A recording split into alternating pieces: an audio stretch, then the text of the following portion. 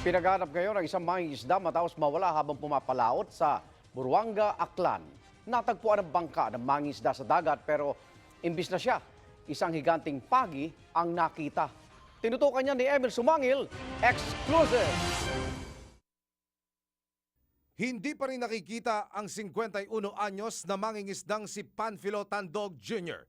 Linggo ng madaling araw pumalaot si Panfilo sa dagat na sakop ng Barangay Tigom sa Buruanga, Aklan.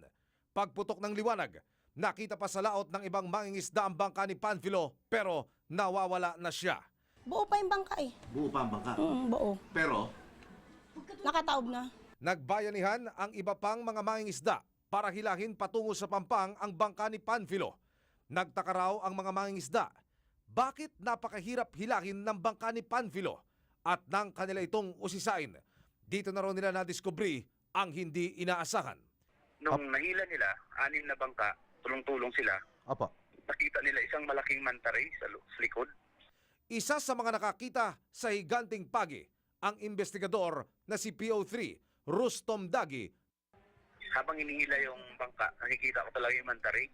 As in talaga sir, as in malaki talaga. 10 feet yung white spread niya ng yung diameter ng mantaray na yun.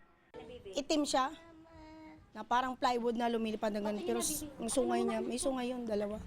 Tapos mahaba yung buntot. Kaya yung bangka niya may lubid yun sir hanggang ilalim as anchor niya.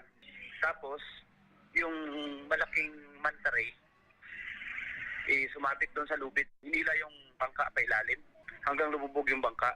Katuwang na ngayon ng PNP, ang Coast Guard at Buruanga Municipal Rescue Team para hanapin si Panfilo.